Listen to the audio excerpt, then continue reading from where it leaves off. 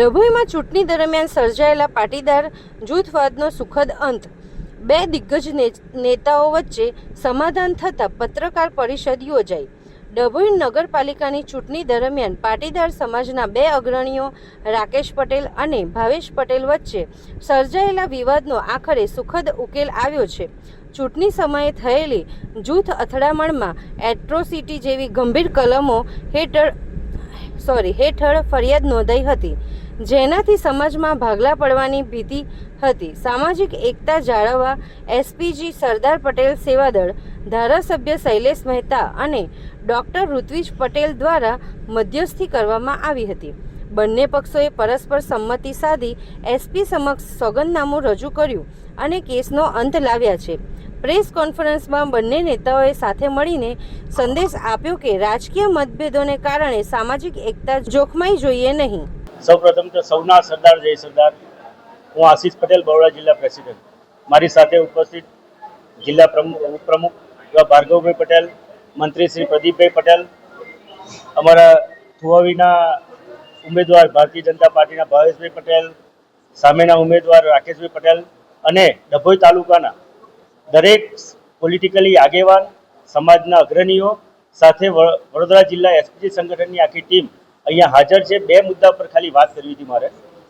સમાજ વિખરાયના અનુસંધાનની અંદર અગાઉ બી અમે પ્રેસ કોન્ફરન્સ કરી હતી એટ્રોસિટીના અનુસંધાનની અંદર. આજે એ સારી રીતે સમાજ વિખરાય નહીં, પાટીદાર સમાજ એકબીજા સાથે લડી ના રહે, સાથે સાથે મતભેદ હોય મનભેદ ના રહેવું જોઈએ, એની માટે આ પ્રેસ કોન્ફરન્સ કરવામાં આવી છે. એનું સારી રીતે પર્સનલી ઇન્વોલ્વમેન્ટ લઈને ડૉક્ટર ઋત્વિજ પટેલ એવા વડોદરા જિલ્લાના ભારતીય જનતા પાર્ટીના પ્રભારી અને સાથે ડભોઈના ધારાસભ્ય એવા શૈલેષભાઈ મહેતા, બંને વ્યક્તિએ માટે પહેલાં તો ખૂબ ખૂબ આભાર.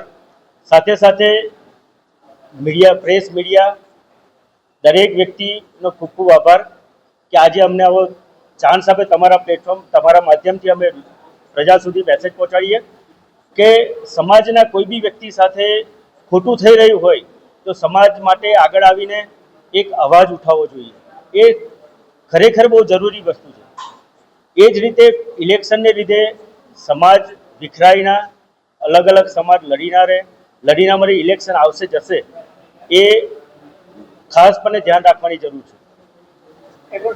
આજે આપણા આદરણીય વડાપ્રધાન એવા નરેન્દ્ર મોદીજી સરદારધામ 3 તારીખ 11 મે 2026ના રોજ આપણા આંગણે આવી રહ્યા છે. એ અમારી માટે, પાટીદાર સમાજ માટે એક ગર્વની વાત છે કે પાટીદાર સમાજનું સંકુલ એવું સરદારધામ 3 બની રહ્યું છે. સરદારધામ 3 જે વડોદરા જિલ્લાની અંદર સૌથી મોટું સંકુલ છે અને એ સંકુલ ખાલી નથી, ત્યાં શિક્ષણ, સંસ્કૃતિ, એકતા એનું પ્રતીક છે. તો આજે માનનીય વડાપ્રધાન શ્રી આપણા આંગણે આવી રહ્યા હોય ત્યારે મારા સમાજ, પાટીદાર સમાજ અને સર્વ સમાજને આમંત્રણ આપવા માટે, આહ્વાન કરવા માટે બેઠો છું કે આજે આપણા માટે બહુ ગર્વની વાત છે. તો એમનું શાંતિપૂર્વક, સારી રીતે, ભવ્યથી ભવ્ય રીતે આપણે એમનું સ્વાગત કરીએ.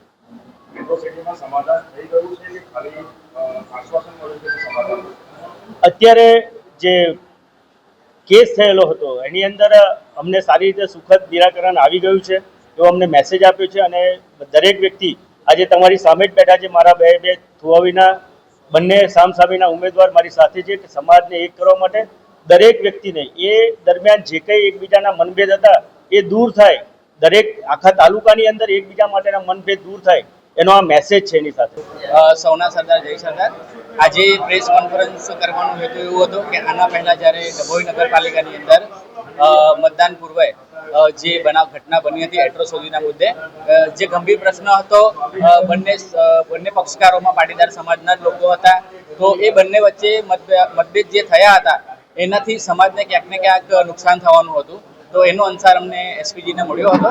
તો એસપીજી અમારું જે સંગઠન છે શ્રી સરદાર પટેલ સેવાદળ, તો બીજા ઘણા અગ્રણીઓ ભેગા મળી આનું સુખદ નિરાકરણ આવે એ હેતુથી અમે લોકોએ ચર્ચા વિચારણા કરી હતી. અને જે બી આપણે સત્તા પક્ષના નેતાઓ છે, અમારે જ્યાં જે એમની વાત પહોંચાડવાની હતી તો ત્યાં વાત પહોંચાડી અને સમાજ વિખરાયના, ઇલેક્શન તો આવતું જતું હોય છે, તો એના માટે સમાજ વિખરાયના એ માટે બંને પાટીદારોના મતભેદ દૂર કરવા માટે અમે આવેદનપત્ર આપ્યું હતું અને સરકાર તરફથી અમને આશ્વાસન આપવામાં આવ્યું હતું કે ઇલેક્શન પછી આને આપણે સોર્ટ આઉટ કરી દઈશું.